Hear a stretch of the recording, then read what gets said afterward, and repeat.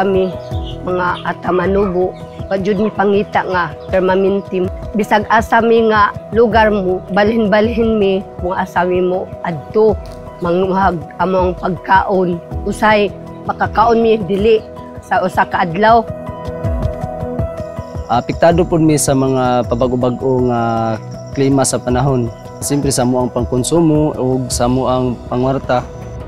Niagi man gud mo ang baha katong last year, wala mi katanom.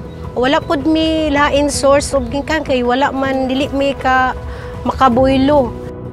Na kumisgot ka nga makapakaon ba makapakaon pero na jud tong malnutrition nga nasinati sa pamilya. Dili pud ang mga anak maka-eskwela kanunay kay nang walay pagkaon.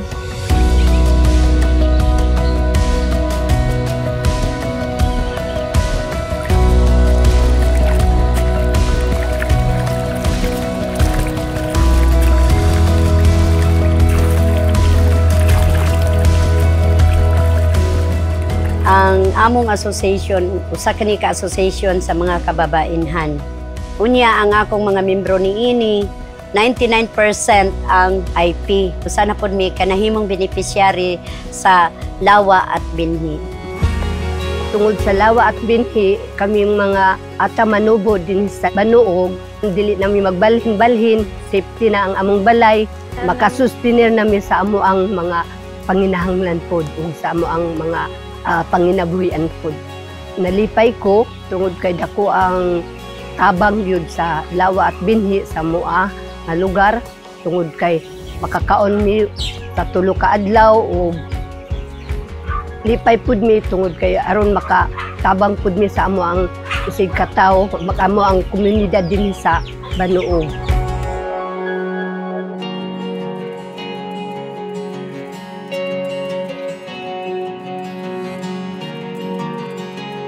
Tungod sa pag-abot sa lawa at binhi, nautro ang amuang pagpuyo dinhi tungod sa dili nami mawad-an sa amuang pangkonsumo kanina natay mga gulay, patay isda. Kini makatabang na sa pag-survive nato. Nakita nako siya nga profitable gyud siya. Sa gulay pa lang ni harvest ni halin nami og almost 5,000 po.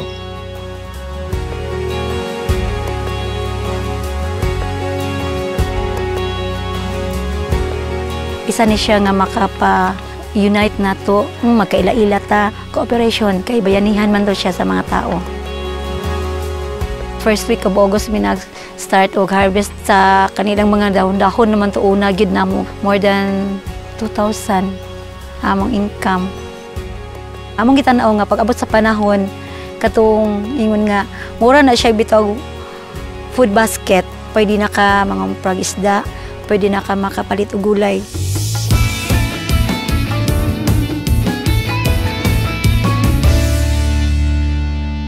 Ang ginahimo po sa stability, gina-monitor kami niya kanunay aron magayod ni. Sa gulayan, nakasungsugod na big harvest. Kamutan nakakakuha na po sila, baka beneficiary po sila. Ang uba po na baligya nga para po masulod po sa among association. Nagpasalamat na gid ako ma'am, enjoy jud kayo ang grupo. Labi na sa panahon nga magtapok-tapok may kay ang tanan jud na nagkasinabtanay og nagkahiusa gyud.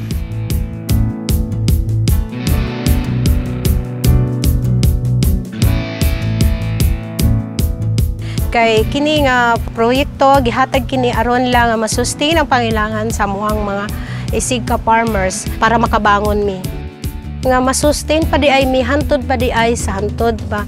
Ngano naka-income mi sa among isda, napamanjud ay mi bini, gihatagan pa mi. So naga-practice pod mi ga paningkamot nga ma-process na mo ning amo ang mga produkto sa maning Rosil, gahimo mi Rosil wine, Rosil jam, o iba-iba pa nga mga klase pa.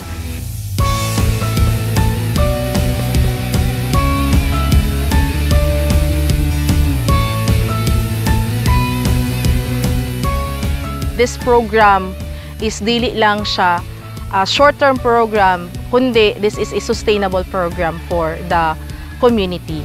And kana atong nakita kanang mga sustainable programming strategies, usa na diha ang pakig-partner o pakig-alayo nato sa mga lain-laing ahensya sa gobyerno, Especially no, sa ato ang ka-partner from Bureau of Fisheries and Aquatic Resources, BFAR, sa DA, NCIP, DENR, and also sa NIA. So atong nakita na kaning atong programa dako og ikatabang if na atay mga partners nga matapod nga makatabang pod sa program.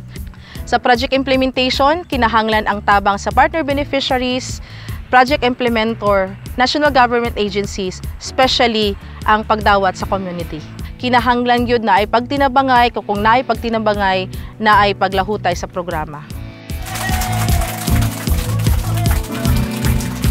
Nakita nato no ang pagpangga sa beneficiaries o ang painit nga pagdawat nila sa programa during the assessment and site validation. Ang pag-implement nila sa programa is beyond no sa ato ang gihatag nga mga instructions and beyond sa ato ang gihatag nga mga guidance.